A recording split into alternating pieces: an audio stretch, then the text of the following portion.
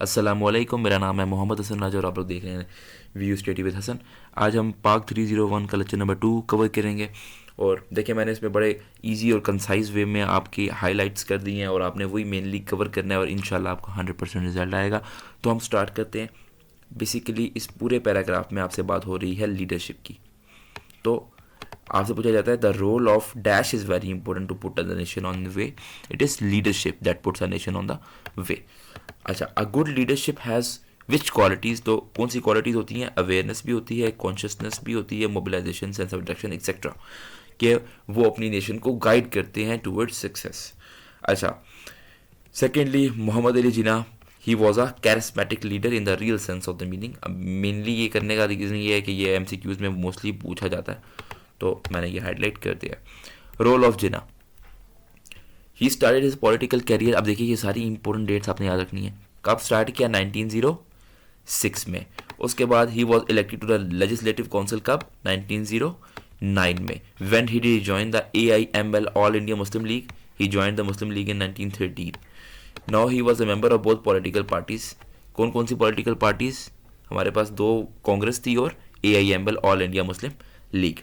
His early efforts to promote Hindu Muslim unity, इन्होंने भी Hindu Muslim unity को सपोर्ट किया था। लखनऊ पैक्ट 1916 में साइन करवाया गया था ताकि मुसलमान और हिंदू साथ इत्तेहाद से रह सकें। लेकिन नेहरू रिपोर्ट में वो सारे राइट्स मुसलमानों के जो थे वो फोर्सफुली रिप्रेजेंट नहीं किए गए थे। जिस वजह से जिन्ना ने 14 निकात 1929 में पेश किए।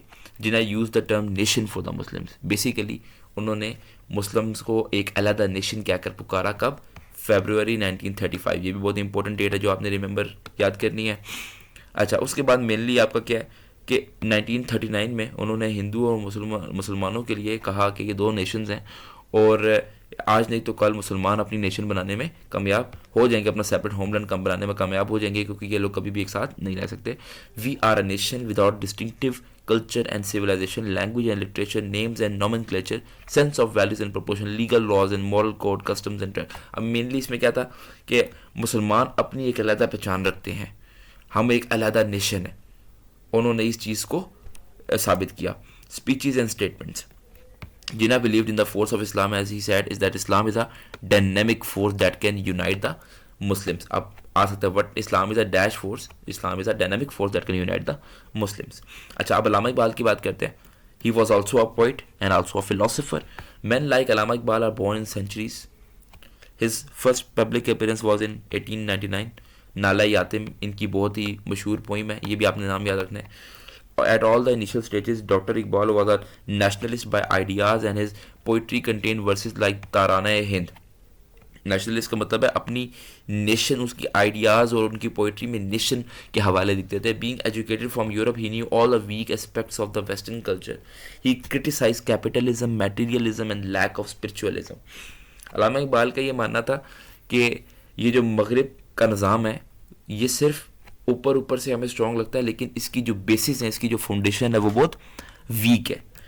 अच्छा, आगे हम बात करते हैं address to the Muslim League. I would like to see Punjab NWFP Sindh and Balochistan amalgamated into a single state. इन्होंने दिसंबर 1930 में अलहदा मुमलिकत का इंतखाब किया। अच्छा, लेक्चर नंबर 2 हमारा यहीं तक था। इसमें अगर आप लोगों को कोई भी प्रॉब्लम आई हो तो यू कैन डिस्कस। आप बस जो मैंने हाईलाइट किया हुआ है आप वो भी पढ़कर इजीली 90 to 100% मार्क्स इसमें ले सकते हैं, अपना 4 GPA मेंटेन कर सकते हैं। अपना ख्याल रखें। हम नेक्स्ट वीडियो में मिलते हैं। अल्लाह हाफिज़।